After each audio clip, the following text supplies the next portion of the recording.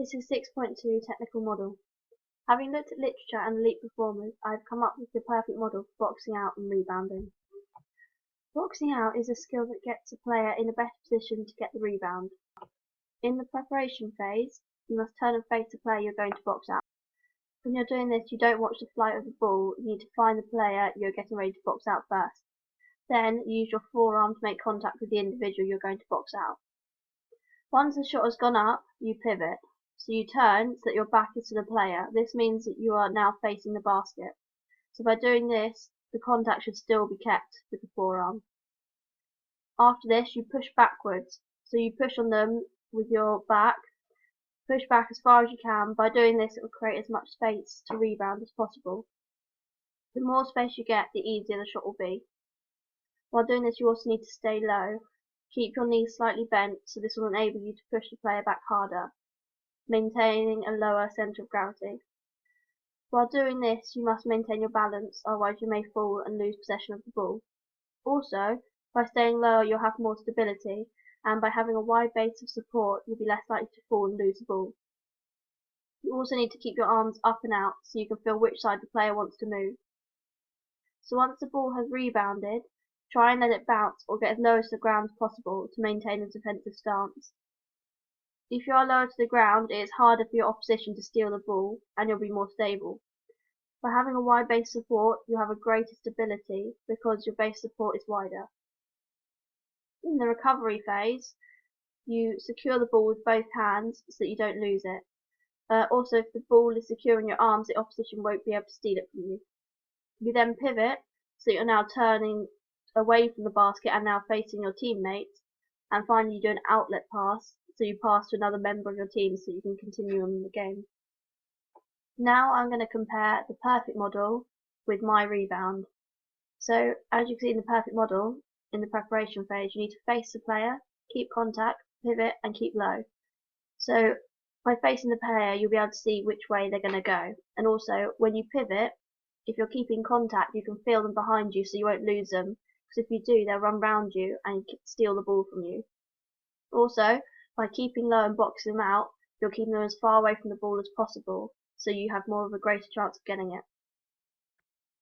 Now comparing it to my preparation phase, you can see that I'm facing the player, I pivoted, I keep contact once I pivoted, however when I am facing the player, I haven't got any contact. This is bad because I won't know which way they're going to go once I've pivoted. Also, you can see that I haven't pushed backwards, so by doing this I'm not creating the space for the rebound to come down so I can get it. So I'm making it harder for myself to get the rebound and the other player may steal it from me. Now moving on, I'm going to show you the perfect model for execution for the rebound. So you jump for the ball, you get away from the defender and you get as low to the ground as possible. So by jumping for the ball, hopefully with the power from your legs you'll be able to overjump your defender, and that means you'll get the ball. However, if you get away from the defender, then you're much more likely to get it. And by getting as low to the ground as possible, you're maintaining more stability, so it's less likely for you to drop the ball and the other person to get it. However, comparing it to my execution, you can see that there was no jump. I did keep low, but I didn't get away from the defender. By there being no jump, this means that the defender behind me may be able to push past and jump the ball. However, by keeping low, I'm maintaining stability that I need so that the defender won't be able to push me over and steal the ball from me. By not getting away from the defender, I'm giving him a chance to push past me and steal the ball. Now, moving on to the recovery of the perfect model.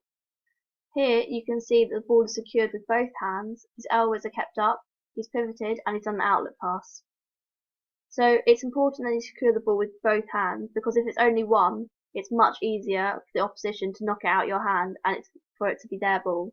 But if you have both hands on it, it's much more secure and it's your possession. His elbows are kept up, helping the defender stay away from him. He's pivoted away from the basket, and this enables him to look to see where he can pass the ball to. By doing a strong outlet pass, he'll be able to give it to one of his teammates for them to carry on the game. Now, comparing my recovery to the perfect model, I can see that I've secured the ball with both hands, not just one. I've done an outlet pass, and I have pivoted away from the defender. So all these points are very good. However, I should be further away from my defender, as there's less chance for him to intercept when I'm throwing the outlet pass. Now, in summary, I can see my positive performance and my negative performance. First, let's start with positive. I pivoted the right way, I kept low, secured the ball with both hands, and did an outlet pass. So by pivoting the right way, I'm not going to go into my defender and cause a foul.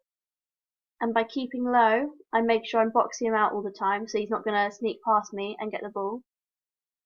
I've secured the ball with both hands, not just one, so this makes it more stable, and it's more of my possession. And I did the outlet pass without him intercepting me. Now, negative performance. I didn't keep contact when I pivoted. This is bad because he'll be able to slip past me and get the ball if it was in a real game, because it's really high intensity, so I wouldn't know which way he was going to go.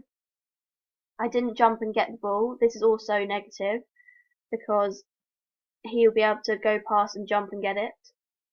I didn't go away from the defender in the execution phase. This is important that you get away from them so that they're not right behind you, just in case you drop the ball, they'll be able to quickly pick it up. And I didn't keep my elbows out, which would have kept the defender further away from me. So by comparing my performance to an elite performer, I can see the positives and the negatives of my performance.